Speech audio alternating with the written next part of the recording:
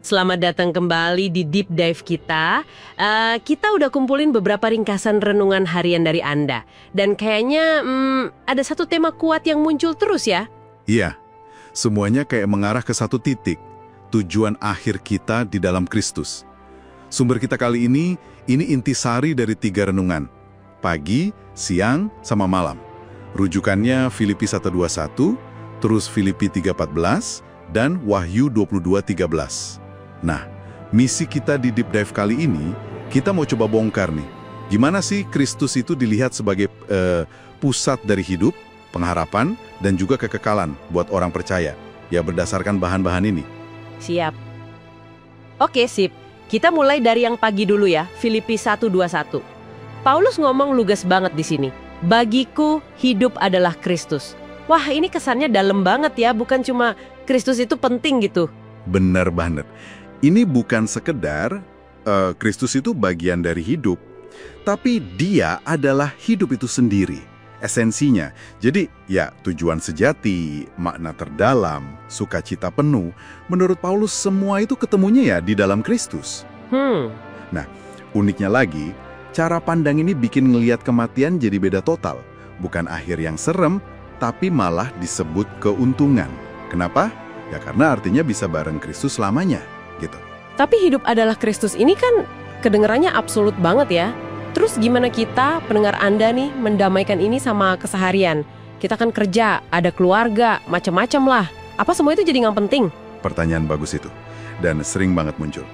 Gini, saya rasa ini bukan soal ninggalin tanggung jawab duniawi, bukan itu poinnya. Lebih ke soal orientasi hati kita. Nilai tertinggi kita itu apa? Oh, oke. Kalau Kristus jadi hidup kita, itu ngubah kenapa dan bagaimana kita jalanin hal-hal lain. Kerja ya kerja, tapi motivasinya, caranya bisa jadi cerminan iman. Keluarga juga gitu, jadi tempat praktek kasih Kristus. Jadi ini kayak kacamata baru buat ngelihat semua aspek hidup dengan Kristus sebagai pusatnya.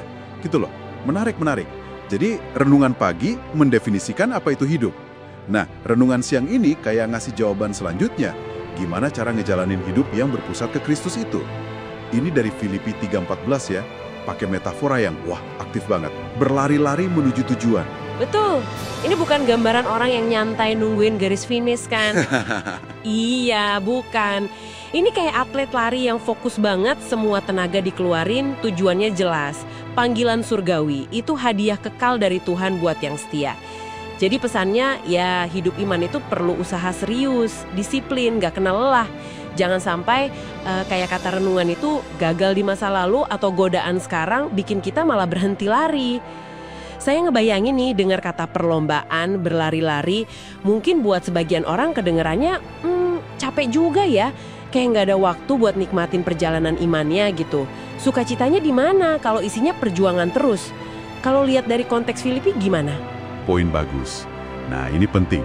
Meskipun ada perjuangan, justru sumber kekuatan sama sukacitanya itu ya datang dari tujuan itu sendiri, Kristus. Oh, jadi bukan dari usahanya ya? Bukan semata-mata dari usaha kita. Perlombaan ini kan tentang kita terus ngeliat ke Kristus. Kayak yang disinggung di bagian lain juga. Sukacitanya itu ada dalam hubungan sama Dia sepanjang jalan. Bukan cuma pas sudah sampai nanti. Jadi, berlari di sini mungkin lebih pas diartikan sebagai kemajuan yang konsisten penuh semangat. Bukan lari panik yang malah bikin habis sukacita. Oke, paham.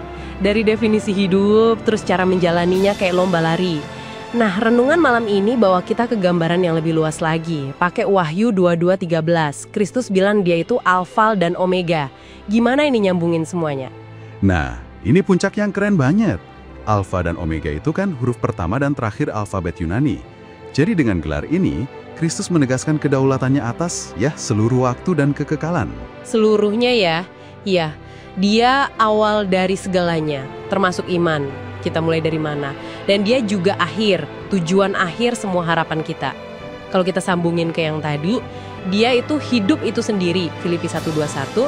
Dia hadiah di ujung lomba, Filipi 3:14, dan dia juga yang menjamin semua prosesnya, dari A sampai Z. Wow, jadi bukan cuma soal tujuan akhirnya aja, tapi dia juga yang memulai dan yang memelihara kita di sepanjang jalan, gitu. Tepat. Nah, ngerti ini tuh dampaknya praktis banget. Misalnya, pas lagi khawatir soal masa depan, ingat aja, dia itu Omega yang akhir. Yang pegang kendali itu bisa bikin tenang. Bener juga. Atau pas lagi ngerasa iman goyah, ingat, dia itu Alfa yang memulai iman kita, itu bisa ngasih kekuatan buat maju lagi. Kayak jangkar lah ya, yang bikin kita kokoh pas ada badai hidup. Hidup kita aman di tangannya, dari awal sampai akhir. Jadi kalau kita rangkum nih, buat Anda yang lagi dengerin, ketiga renungan ini dari pagi sampai malam, itu konsisten banget nunjukin Kristus bukan cuma penting, tapi dia itu pusat absolutnya. Dia definisi hidup itu sendiri, dia fokus perjuangan iman kita sehari-hari, dan dia juga jaminan pasti buat kekekalan kita nanti. Betul sekali.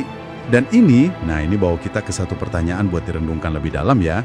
Sumber-sumber ini kan bilang makna hidup, perjuangan iman, tujuan akhir.